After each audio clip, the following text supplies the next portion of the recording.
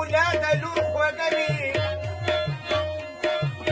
د سر سایه چرګانې ټول خوړلې وینه او د سر سایه چرګانې ټول خوړلې وینه